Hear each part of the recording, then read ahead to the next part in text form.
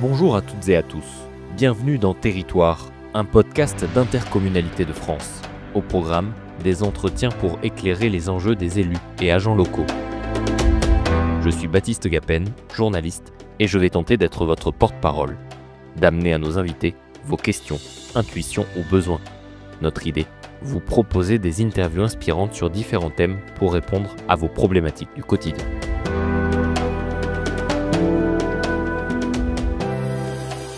Aujourd'hui, pour ce 13e épisode, nous recevons Laurent Delquerou, chef de projet stratégie de résilience des territoires au sein du groupe de réflexion The Shift Project. Il revient avec nous sur une étude qui vient d'être publiée, en tout cas dans sa version intermédiaire, le rapport Atlas 2050.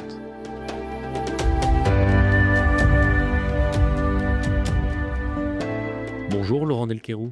Bonjour. Est-ce que vous pouvez déjà présenter le Shift Project ? Son objet, déjà en 2010, c'était la décarbonation de l'économie. C'est les enjeux climat-énergie. Pourquoi il faut absolument sortir des énergies fossiles, à la fois pour des objectifs de réduction du réchauffement climatique, mais aussi pour des enjeux de souveraineté énergétique, des enjeux de dépendance énergétique et de vulnérabilité par rapport à un approvisionnement en énergie fossile qui est principalement lointain et hors de portée du territoire et des acteurs économiques français. Commençons sur une base solide. L'association du Shift Project est née en 2010 sous l'impulsion de son président Jean-Marc Jancovici.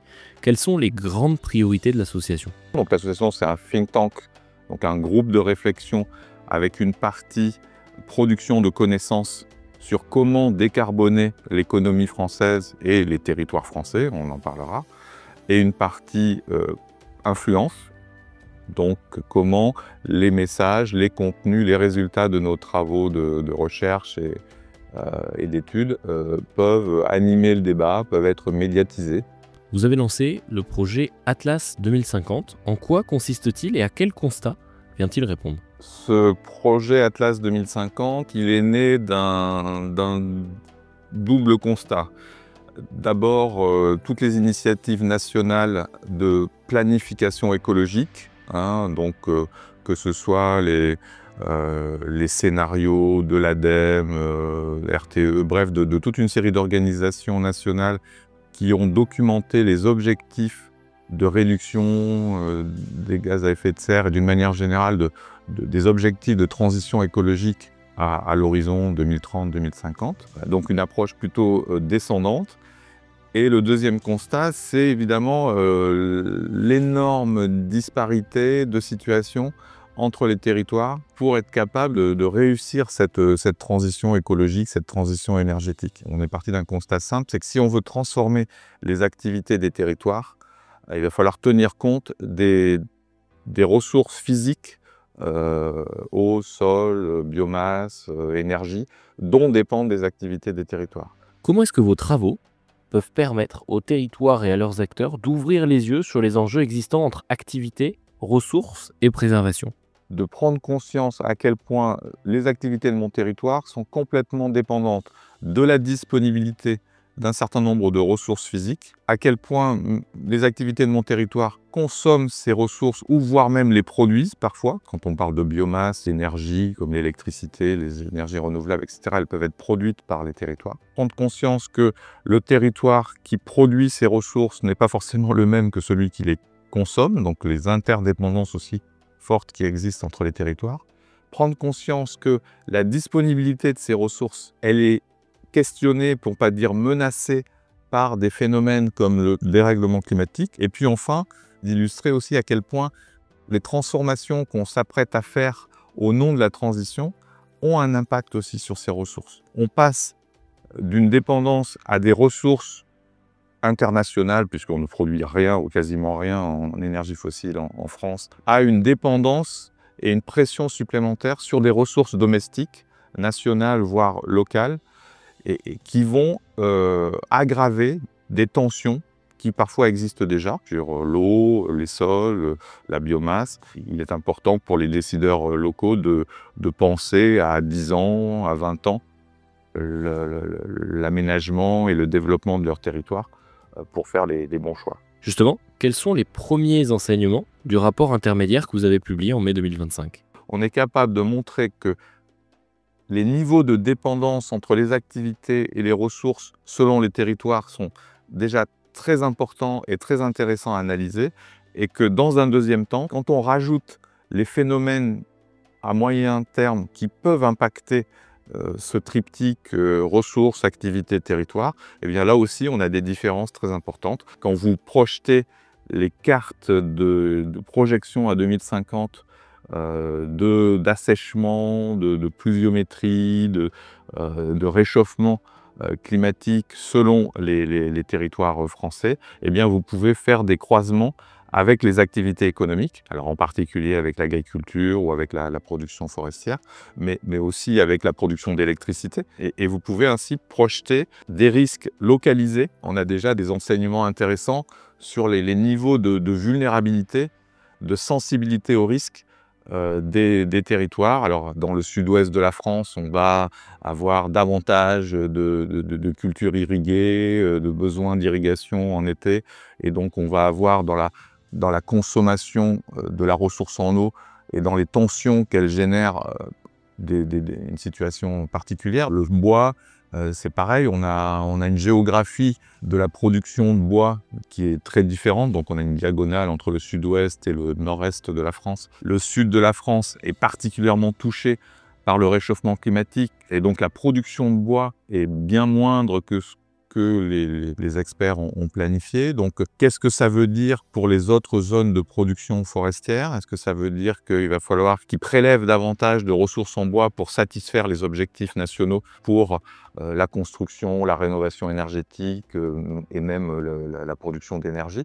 Il y a une logique d'anticipation dans le projet Atlas 2050, notamment sur les besoins en électricité qui concordent avec les objectifs de décarbonation de l'énergie. Là où on veut remettre des data centers, là où on veut réindustrialiser, on est capable de pointer des risques de tension, par exemple sur la demande en électricité, qui va exploser sur ces territoires-là. Qu'est-ce que ça veut dire en termes d'installation, d'infrastructure, d'approvisionnement électrique pour ces territoires, qui vont être beaucoup plus demandeurs? Si on se met à vouloir électrifier tous les usages qui consomment aujourd'hui des énergies fossiles, le chauffage, la mobilité, l'industrie.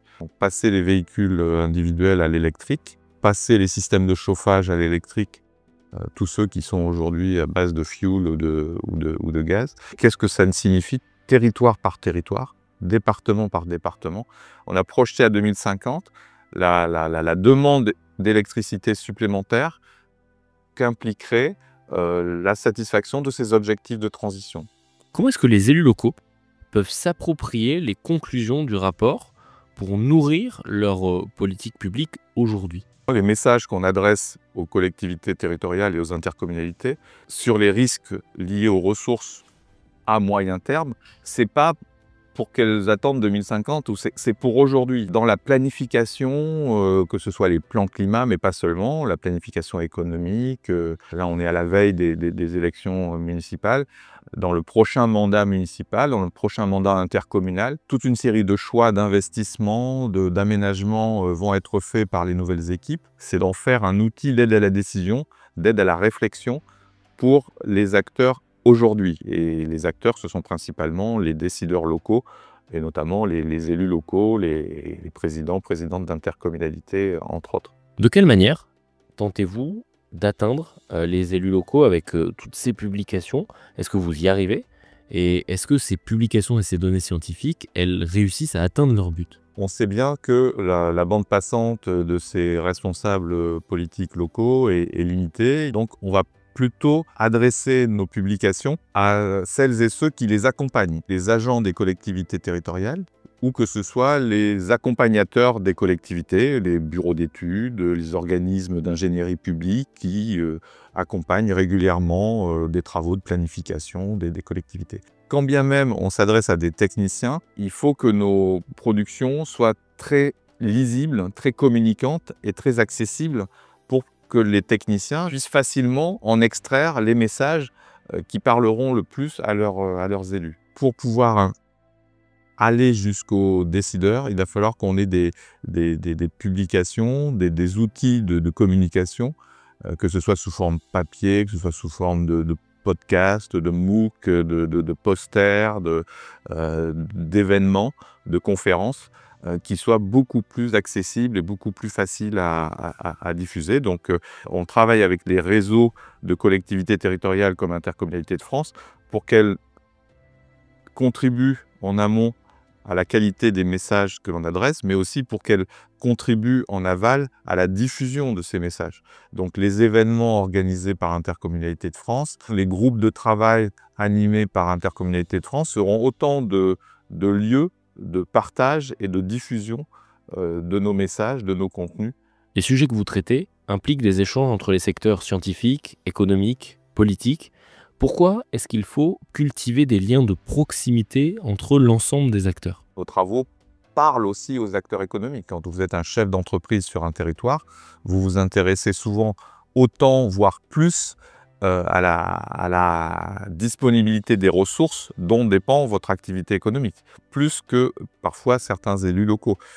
Donc c'est très important qu'on puisse aussi s'adresser au monde économique. Et puis on s'adresse au monde politique, notamment politiques locaux, parce que ce sont eux qui ont la responsabilité de bâtir les politiques territoriales, qu'ils ont énormément de leviers d'action sur des secteurs économiques essentiels sur les enjeux climat-énergie, la mobilité, l'industrie, le développement économique, le logement, l'agriculture, l'alimentation, voilà. Et c'est le Shift Project qui prétend faciliter ce dialogue entre ce que la connaissance scientifique nous dit des contraintes physiques, de la dimension physique de l'économie sur les territoires, ce que les politiques sont capables de prendre en compte avant d'intégrer d'autres dimensions, qui sont évidemment des dimensions sociales, des dimensions de choix politiques tout à fait évidemment légitimes de la part des décideurs. Comment les enseignements de l'étude Atlas 2050 épousent les directives des PCAET, les plans climat air énergie territoriaux? À la faveur, par exemple, de la révision des documents de planification, vous parlez des plans climat, ils doivent être révisés régulièrement. On pourrait parler des SCOT, des schémas de cohérence territoriale qui doivent être révisés régulièrement. L'objectif, c'est qu'on puisse rajouter parfois cette dimension contrainte ressources. Alors on pense souvent effet du changement climatique, mais là l'idée c'est d'aller un peu plus loin. Effectivement, le changement climatique a un impact sur la plupart des ressources, pas seulement l'eau, dont dépendent les activités des territoires, mais est-ce qu'on est capable aussi de penser les choix de transformation, d'évolution des territoires? Quand on pense SCOT, on pense à un document de planification à moyen terme, à 15-20 ans. Quand on pense SCOT, on pense à un territoire aussi interterritorial, intercommunalité. Donc, est-ce qu'on est capable de penser interdépendance entre nos territoires, interdépendance entre les ressources dont on dépend, interdépendance dans le temps? Les réponses aux questions, elles dépendent complètement de la situation et des volontés locales, dont on espère qu'avec nos travaux, ils intégreront davantage cette dimension finitude des ressources, interdépendance des ressources, conflit d'usage potentiel des ressources qui impactent nos activités et nos territoires. Le programme Atlas 2050 s'appuie sur des ressources clés comme la biomasse ou les biocarburants. Or, en fait, leur exploitation locale de ces ressources peuvent entrer en tension avec la nécessité de préserver les sols, par exemple. Comment est-ce qu'on peut trancher autour de ce paradoxe? Avec la transition énergétique, avec les problèmes d'approvisionnement en énergie fossile, avec les engagements que la France a pris de sortir avant 2050 de sa dépendance aux énergies fossiles, pour des raisons climatiques, mais aussi, je le répète, pour des raisons de souveraineté énergétique, avec le fait qu'on veut produire davantage d'énergie bas carbone, de biocarburants, de biogaz, ou même d'énergie renouvelable électrique, eh bien on va consommer pour ces usages énergétiques davantage d'eau, de sol et de biomasse. Si on n'y prend pas garde, en voulant décarboner l'économie des territoires, pour des très bonnes raisons, on va aggraver les tensions et les conflits d'usage de ces ressources et du coup bloquer la transition elle-même. C'est-à-dire qu'en fait, il y a un effet, c'est-à-dire les objectifs de transition, s'ils sont mal pensés, peuvent bloquer la faisabilité même de cette transition. Plus on sera conscient